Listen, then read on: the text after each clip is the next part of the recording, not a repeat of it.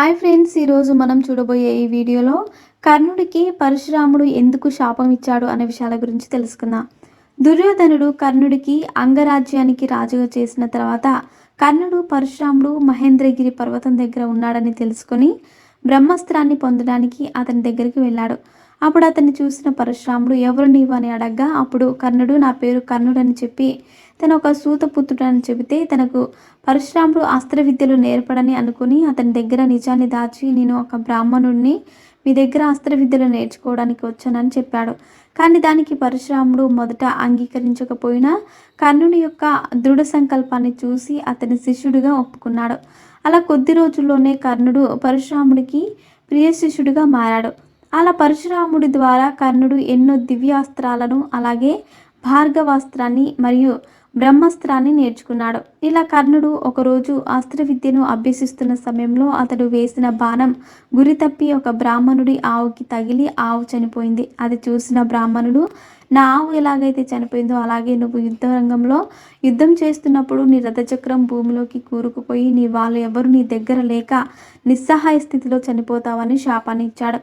అప్పుడు కర్ణుడు తను కావాలని ఆ తప్పు చేయలేదని ఆ బ్రాహ్మణుని క్షమించమని కోరాడు. కానీ ఆ బ్రాహ్మణుడు మాత్రం కర్ణుడిని క్షమించలేదు. అలాగే ఒకరోజు కర్ణుడికి విద్యాభ్యాసం నేర్పే సమయంలో అలసిపోయిన పరశురాముడు విశ్రాంతి తీసుకోవడానికి ఒక కొండపైన నిద్రపోవాలనుకున్నప్పుడు కర్ణుడు పరశురాముని తన ఒడిలో తలపెట్టుకోమని పడుకోమని చెప్పాడు. అలా కర్ణుడి ఒడిలో తలపెట్టుకొని పరశురాముడు నిద్రపోతున్న సమయంలో ఒక కిరీటం వచ్చి కర్ణుడి తోడను కొరకడం ప్రారంభించింది.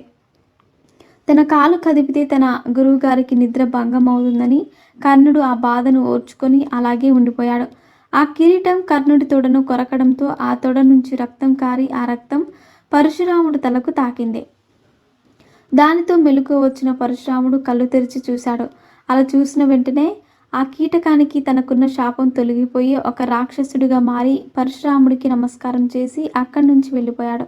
ఆ తర్వాత పరశురాముడు కర్ణుడి తొడకు అయిన గాయం వైపు చూస్తూ కర్ణ, ఇలాంటి ఓర్పు ఒక బ్రాహ్మణుడికి ఉండదు, నువ్వు ఎవరో చెప్పు అని కోపంగా అన్నాడు. అప్పుడు కర్ణుడు నేను ఒక సూతపుత్రుడిని, అలా చెప్తే మీరు నాకు అస్త్ర విద్య నేర్పరని బ్రాహ్మణుని అబద్ధం చెప్పారని చెప్పాడు.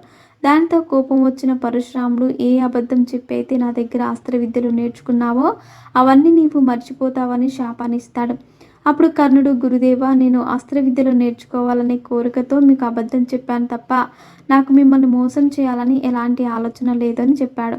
అప్పుడు పరశురాముడికి కర్ణుడు తనకు చేసిన సేవలు గుర్తుకు వచ్చి అతన్ని క్షమించి కర్ణ, నేను ఇచ్చిన శాపాన్ని వెనక్కి తీసుకోలేను, కానీ ఈ శాపం నీ జీవితంలోని సంకట సమయంలో మాత్రం ఫలిస్తుందని చెప్పి కర్ణుడికి తను ఒక విజయధనస్సు ఇచ్చాడు. అంతేకాకుండా కర్ణుడితో కర్ణ, ఇది విజయ ధనస్సు, ఈ ధనస్సు ఎవరి చేతిలో అయితే ఉంటుందో వారికి తప్పకుండా విజయం లభిస్తుందని చెబుతాడు. ఆ తర్వాత కర్ణుడు ఆ ధనుస్సును తీసుకొని పరశురాముడికి ప్రణామం చేసి తిరిగి హస్తినపురానికి వెళ్ళిపోయాడు. అలా హస్తినపురానికి వెళ్ళిన కర్ణుడు దుర్యోధనుడి దగ్గరికి వెళ్ళి అతనితో నేను పరశురాముడి దగ్గర అనేక అస్త్ర విద్యలను నేర్చుకున్నాను, అంతేకాకుండా పరశురామ ప్రభువు నాకు విజయధనుసు కూడా ఇచ్చారని చెప్పి తనకు పరశురాముడు ఇచ్చిన శాపాన్ని మాత్రం దుర్యోధనుడికి చెప్పకుండా దాచాడు. సో ఫ్రెండ్స్, చూసారుగా కర్ణుడికి పరశురాముడు ఎందుకు శాపం ఇచ్చాడో తెలుసుకున్నారు. ఇలాంటి మరిన్ని విషయాలను మీరు తెలుసుకోవాలనుకుంటే వెంటనే మా ఛానల్ని సబ్స్క్రైబ్ చేసుకోండి.